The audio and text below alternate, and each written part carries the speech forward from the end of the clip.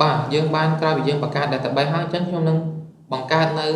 DB adapter មួយទៀតដែលខ្លះមួយនេះគឺសំដៅទៅលើយើងធ្វើការទៅលើ insert delete update ហ្នឹងគឺយើងដាក់វានៅក្នុង class មួយផ្សេងទៀតអញ្ចឹងយើងចែក class ឲ្យដាច់ពីគ្នាអញ្ចឹងកាលនេះខ្ញុំសូមយក new ហើយខ្ញុំប្រើ class មួយអញ្ចឹងកាលនេះខ្ញុំដាក់ថា DB adapter អញ្ចឹងកាលនេះខ្ញុំចុច finish អញ្ចឹងយើងបាន class នៅ DB adapter ហ្នឹងមួយហើយអញ្ចឹងជាដំបូងគឺយើងត្រូវហៅនៅ SQL យើងបង្កើតនៅ SQL Lite database មួយសិនអញ្ចឹងគឺ SQL Lite database អញ្ចឹងដាក់ថា SQL DB ហើយទី2យើងត្រូវហៅ class DB open helper ហ្នឹងមកខ្ញុំដាក់ឈ្មោះវាថា helper ហើយនៅទី3យើងបង្កើត context បាទអញ្ចឹងយើងបានប៉ុណ្នេះអញ្ចឹងយើងចាប់ផ្ដើមបង្កើតនៅ constructor របស់ DB adapter មួយហ្នឹងអញ្ចឹងគឺខ្ញុំដាក់នៅ DB adapter យើងឃើញ DB adapter យើងបង្កើតនៅ constructor របស់វាអញ្ចឹងនៅក្នុង constructor នោះគឺយើងត្រូវការ context មួយមកប្រើប្រាស់អញ្ចឹងក្នុងនេះគឺយើងបោះ context ជា parameter មួយទៅឲ្យវា context តមកយើងដាក់ថា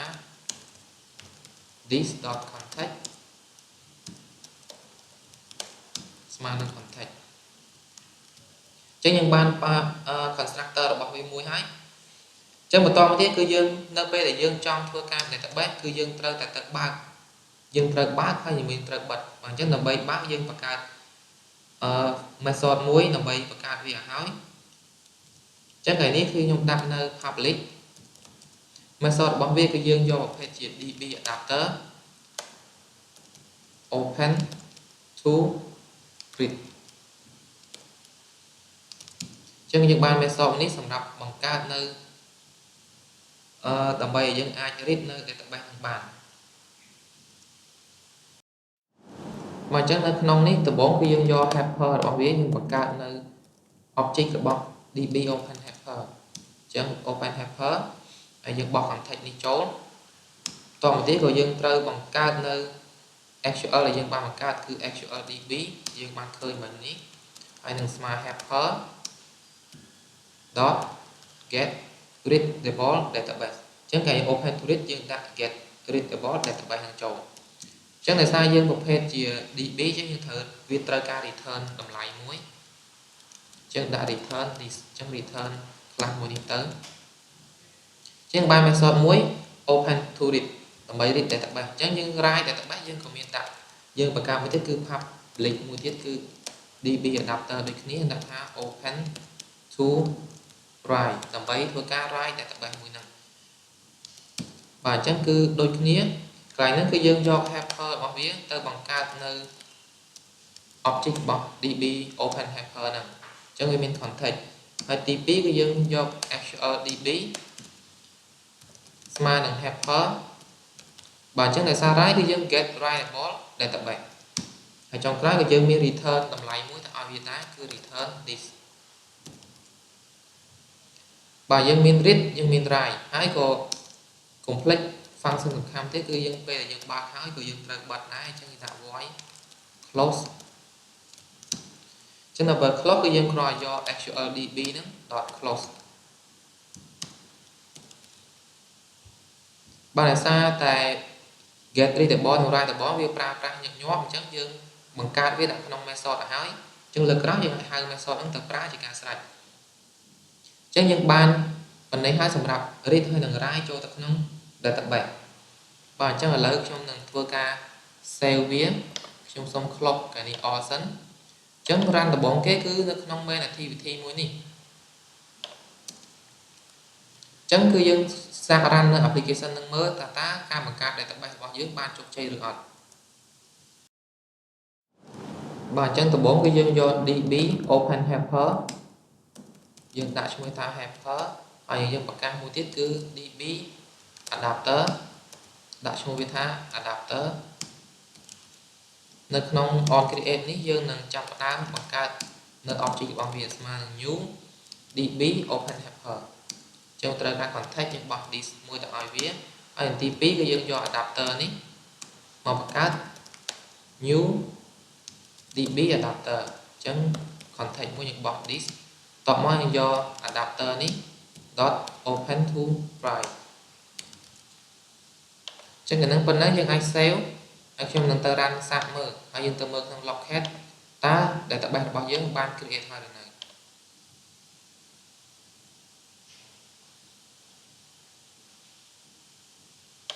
ចឹងឃើញកន្លែងនេះ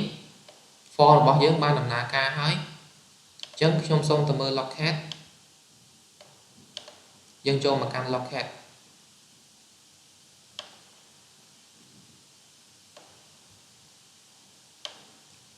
ឬក៏យើងអាចចូលទៅកាន់ DDMS មួយនេះហើយចូលទៅកាន់យើងចូលកាន់ data slash data គឺស្ថិតនៅក្នុង package មួយឈ្មោះថា com.example.studentmanagement ចឹងក្នុងយើងឃើញ folder database ហើយយើងឃើញ database នេះចឹងមានថា database របស់យើងបង្កើតនោះគឺបានជោគជ័យហើយ file database គឺវាស្ថិតនៅក្នុង folder database មួយនេះចឹងយើងចូលទៅក្នុង Java code របស់យើងវិញមកចឹងយើងទៅមើល form របស់យើងមានប៉ុណ្ណេះដំបូងគឺយើងនឹងធ្វើការបញ្ចូលទិន្នន័យនេះចូលទៅក្នុង database របស់យើងចឹងដើម្បីបញ្ចូលទិន្នន័យគឺខ្ញុំចូលទៅកាន់ adapter មួយដែលយើងនឹងបង្កើតនៅ method សម្រាប់ insert data ហ្នឹងចូលទៅក្នុង adapter មួយហ្នឹងចឹងចុះមកក្រោមនេះចឹងអាហ្នឹងខ្ញុំនឹងបង្កើតនៅ public void ហើយដាក់ថា insert into ចឹងដាក់ insert into table student ចឹងដើម្បីបញ្ចូលទៅកាន់ហ្នឹង method ហ្នឹងគឺយើងត្រូវបញ្ចូលនៅទិន្នន័យខ្លះដែលយើងបានឃើញគឺទី1 name city phone ហើយនិង email ចឹងយើងដាក់ parameter យើងត្រូវការគឺ string name យើងដាក់ថា s_name តបមកគឺ string ទី2 s_city string ទី3ដាក់ថា s_telephone ហើយនឹង string ចុងក្រោយគេគឺយើងដាក់ s_email យើងបាន parameter ចំនួន4នៅពេលដែលគេហៅ method នឹងមកប្រើអញ្ចឹងដំបូងដើម្បីដាក់វាចូលទៅក្នុង database គឺយើងត្រូវកដោបទិន្នន័យទាំងអស់ហ្នឹងចូលទៅក្នុង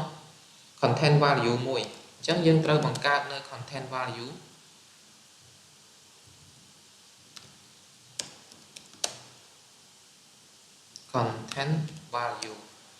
content value វាគឺសម្រាប់ធ្វើការកដោបនៅទិន្នន័យទាំងអស់ហ្នឹងសម្រាប់ insert ចូលក្នុង database អញ្ចឹងកន្លែងហ្នឹង content value ខ្ញុំដាក់ឈ្មោះវាថា content value ស្មើនឹង new content value អញ្ចឹងសម្រាប់នេះគឺយើងត្រូវផុតចូលអញ្ចឹងខ្ញុំយក content value នេះហើយគឺមាន method មួយសម្រាប់ផុតអ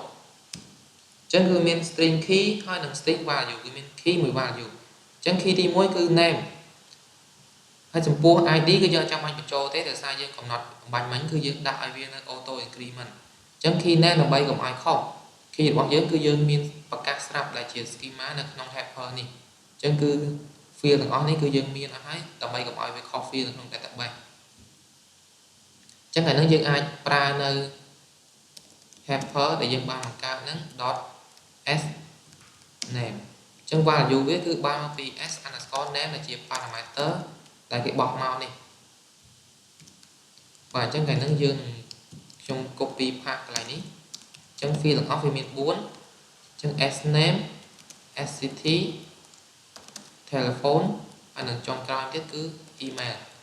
អញ្ចឹងកន្លែងហ្នឹងក៏ដូចគ្នាដែរអញ្ចឹងគឺយើងប្រើ city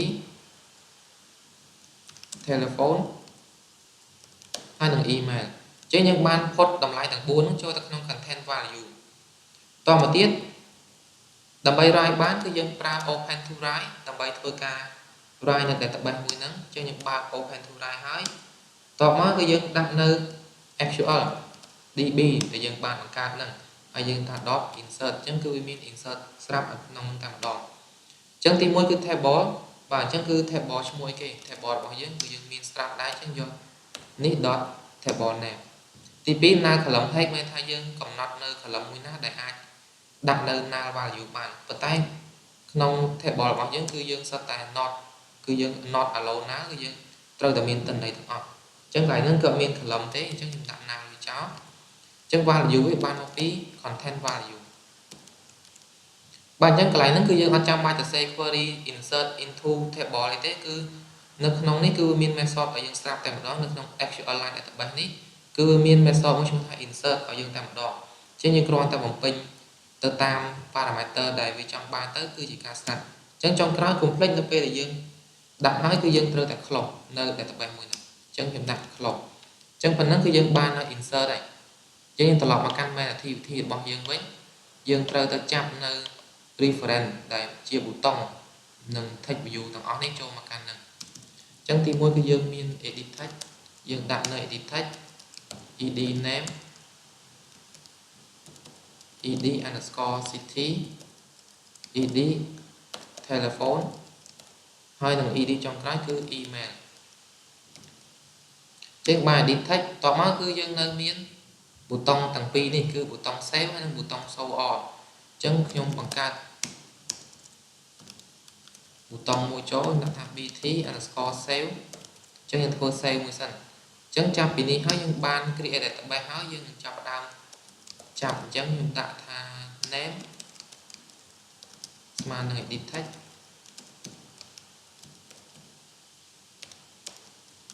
ed underscore name អញ្ចឹងធ្វើការ copy paste អញ្ចឹងទាំងអស់យើងមាន4 field អញ្ចឹងចាប់ពី name គឺមាន city តមក telephone tel ហើយនឹងចុងក្រោយគឺ email ចានេះគឺ city tel ហើយនឹង email អញ្ចឹងយើងបានតម្លៃនឹងចូលអស់ហើយ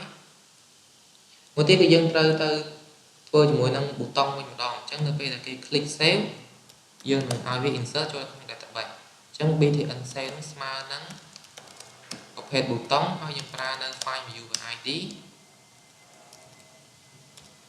bt save នេះ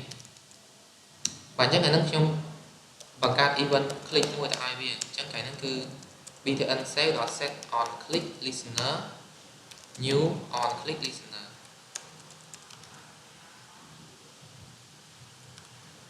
អញ្ចឹង control shift o យើង import នៅ class on click listener នឹងចូលបាទអញ្ចឹងនៅក្នុងនេះគឺយើងចាប់ផ្ដើមទៀងទាត់ថាតើបើសិនជា column ដែលគេបញ្ចូលនេះទៅទេអញ្ចឹងយើងឲ្យបញ្ចូល database បានទេអញ្ចឹងយើង validate form នៅកន្លែងហ្នឹងឲ្យតែម្ដងអញ្ចឹងនៅនឹងយើងត្រូវបង្កើតនៅខ្ញុំតាំងនៅ variable 3គឺ string s underscore name ស្មើនឹង ed underscore name dot get text to string អញ្ចឹងយើងបាន string មួយអញ្ចឹងកន្លែង copy paste ដើម្បីភ្ជាប់យើងមាន4 field អញ្ចឹងកន្លែងនេះគឺ s city s tel ហើយនឹងទី3គឺ email អញ្ចឹងកន្លែងហ្នឹងយើងក៏ចាប់ពីនេះមកគឺ city tel ហើយនឹង email បាទអញ្ចឹងយើងបានទាំង3ហ្នឹងចូលមកកាន់ string ទាំង4ហើយអញ្ចឹងយើងរួមនៅលក្ខខណ្ឌខាងនេះបើសិនជា s name underscore name នេះអញ្ចឹងវាខុសពីយើងដាក់ equal មកដោយសារយើងប្រើ string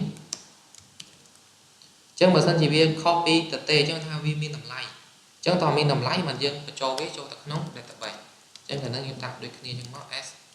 city.equal នឹងទៅទេហ្នឹងអញ្ចឹងសូមកាលនេះយើងអាចដាក់នេះខ្ញុំសូមចុះបន្ទាត់មួយអញ្ចឹងដាក់ឲ្យស្មើគ្នាដាក់ខុសពី s underscore tel ហើយនឹង object ចុងក្រោយមួយទៀត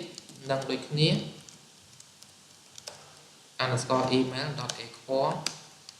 ទេអញ្ចឹងគេថាលោកត្រាតែវាមានតម្លៃមកយើងឲ្យវា insert ចូលទៅក្នុង database អញ្ចឹងដើម្បីយើងបានមានអស់ហើយអញ្ចឹងកន្លែងហ្នឹងយើងប្រើ adapter យើងបានបង្កើតបាញ់នេះ dot យើងមាន method មួយឈ្មោះថា insert into table student ហើយ ចឹងមិនគឺមាន string ទាំង4ដែលយើងបង្កើតឈ្មោះដូចគ្នានេះចឹងវាចាប់ចូលមកស្រេចមាន sname sct tel ហើយនិង email ចឹងយើងហៅប៉ុណ្ណឹងយើងបោះតម្លៃវាដើម្បី insert ចូលទៅកាន់ database ចឹងពេលដែលគេចុច insert ហើយយើងនៅចាំថាយើងមាន image មួយសម្រាប់ show warning ទៅឲ្យគេចឹងបើសិនជាគេ insert ហើយយើងនឹង set image ហ្នឹងឲ្យវាចេញសញ្ញា tick ដើម្បីឲ្យបង្ហាញថា data ដែលយើងបានបញ្ចូលហ្នឹងគឺត្រឹមត្រូវអញ្ចឹងអានេះខុសឈ្មោះបន្តិចយើងដាក់ underscore email មកតទៅនឹងដំបូងគឺយើងត្រូវទៅចាប់នៅ reference របស់ image មួយហ្នឹងសិនអញ្ចឹងខ្ញុំបង្កើតអញ្ចឹងយើងត្រូវមាននៅ image view មួយទៀត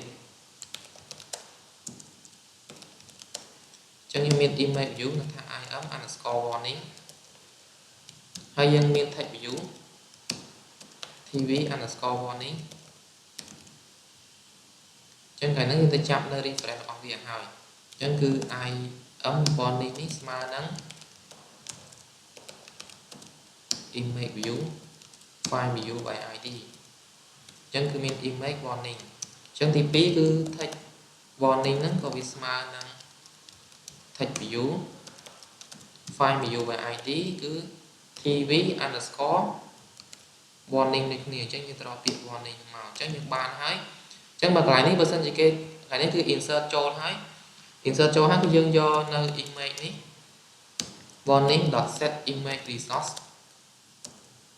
ចឹងអាច set នៅ image resource ចឹងវាស្ថិតនៅក្នុង or.drawable នៅក្នុង drawable នេះ dot ចឹងមាន IC correct ជាមួយនឹង IC warning ចឹងហ្នឹងគឺ correct យើងដាក់ថា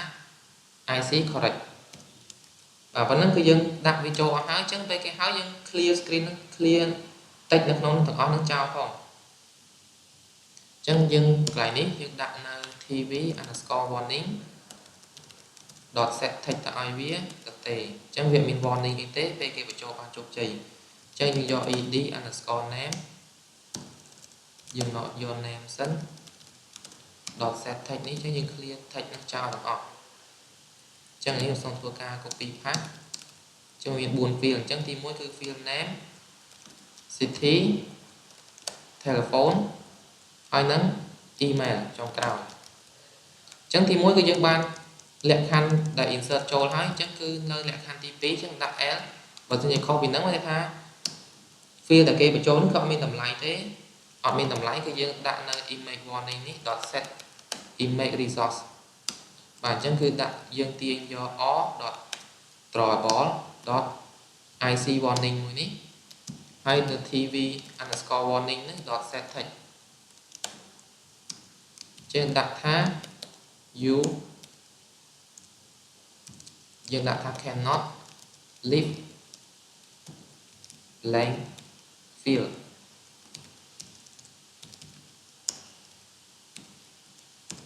ដាក់សញ្ញាបន្ទានមួយទៅបាទអញ្ចឹងយើងបាន validate form ហើយអញ្ចឹងខ្ញុំនឹងធ្វើការ run test មើលអញ្ចឹងយើង run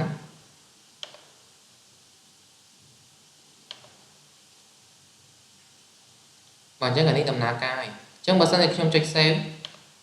អញ្ចឹងឃើញនេះ cannot leave blank field អញ្ចឹងខ្ញុំនឹងបញ្ចូលឈ្មោះទៅឲ្យវាអញ្ចឹងដាក់ page city ខ្ញុំដាក់ថាភ្នំពេញ telephone អញ្ចឹងខ្ញុំដាក់កន្លែងនេះចោលសិនអញ្ចឹង email ដាក់ថា lee@gmail.com បាទអញ្ចឹងខ្ញុំចុច save អញ្ចឹងឃើញ tick ហើយអញ្ចឹងកន្លែងនេះគឺ clear អស់ហើយអញ្ចឹងគេថា data របស់យើងបាន save ចូលក្នុង database ហើយអញ្ចឹងយើងនឹងទៅមើលទាញមើលថាតើ data ហ្នឹងមានមែនអត់គឺយើងបង្ហាញវានៅក្នុង link អញ្ចឹងគឺយើង show all student នៅក្នុងប៊ូតុងមួយនេះបាទអញ្ចឹងវីដេអូបន្ទាប់យើងនឹងធ្វើការទាញនៅ data ទាំងអស់មកមើលពី database SQLite